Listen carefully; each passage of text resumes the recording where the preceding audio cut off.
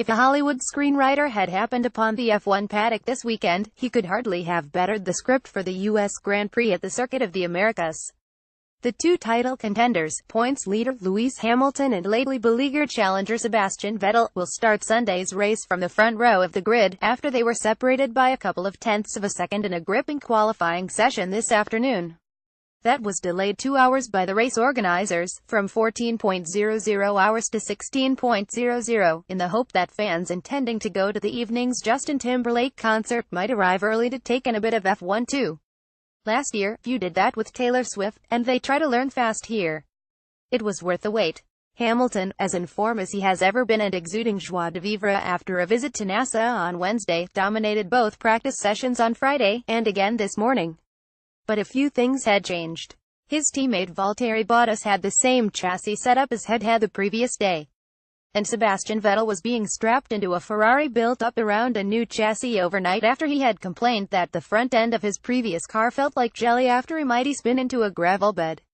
That final practice session ended with Hamilton, Vettel, and their respective partners Valtteri Bottas and Kimi Räikkönen all separated by just 0.277 s. So going into qualifying, the auguries looked promising. Hamilton will start the United States Grand Prix from pole. Hamilton dominated again, setting the fastest times in the first and second knockout sessions, then setting the ante at 1m33.108 s on the first runs on the final one. Vettel's answer was weak, 1m33.867 s, and was beaten by Bottas on 1m33.568 s and Räikkönen on 1m33.852 s. Hamilton was fastest on the second runs too, albeit with 1m33.229 s. But now Vettel had found his rhythm and not only closed the gap but crucially jumped ahead of Bottas, with 1m33.347 s. Game on. These are both hard guys beneath their press conference smiles, and they both know that, regardless of the 59-point advantage that Hamilton has after his recent run of success, the battle isn't over until the fat lady has burst into song. She might be warming up her vocal cords, but the melody and lyrics are still being refined. Neither is under any illusion. Both of Hamilton's Q3 times were quick enough to clinch pole. On the one hand, Hamilton had suffered sufficient misfortune in his career not to take anything for granted. Remember the engine failure in Malaysia that cost him a fourth title last year. Equally, Vettel knows that it's a big ask for him and Ferrari to win all 4 of the remaining races, especially against such a case-hardened rival. But the beauty of this game lies in the refusal of either to give up. Hamilton isn't going to coast to the end of the road in Abu Dhabi by picking up seconds or thirds, any more than Vettel isn't going to give up. They are both going flat out to win right up until the last moment. Until the mathematics say they won, or the other guy did. Vettel was able to leapfrog Valtteri Bottas with his final qualifying lap. We are very happy with the result, Vettel said, and he meant it. This was not keep smiling public relations guff. It was crucial to get that final run.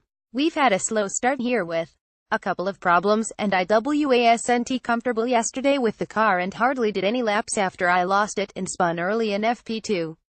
Something wasn't right, and obviously it was a big job overnight. But the team were fantastic. The mechanics have now had a couple of race weekends in row with last-minute engine changes and chassis changes, and they did it all without breaking the curfew. Hamilton now has more front-row starts than any other driver after passing Michael Schumacher's record. Obviously today I was much happier with the car. I couldn't find my rhythm straight away and struggled with the wind in a couple corners. Turns 8 and 9 were tricky all day. But it was more a question of getting it right. I knew what I had to get right and I got it right, which was important. My first lap was very poor in Q3, so I knew I had to deliver, otherwise I might not even have been in the top 6. But I knew that if I got them right we should be able to get closer, and it worked out. If the car behaves tomorrow like it did today, it should be good. It's pretty straightforward. We have to win and then we'll see what happens. We've had the car for the last 3 races and it didn't happen, but I don't see why over the next 4 races we won't have the package to race, so it starts tomorrow. Of course, the odds favor Hamilton, who set a new record for 117 front-row starts. If he wins this one and Vettel has more misfortune, the title could even be settled here. But he has rebuffed all such suggestions this weekend, dismissing them as fancy nonsense. He doesn't want to do it that way, because he's a racer. He wants to race Vettel for it. After running from his Mercedes to embrace brother Nick, he said how happy he had been with the car all through qualifying, even if a gust of wind had spoiled his final lap. How Pirelli's tires beneath him felt like living tissue.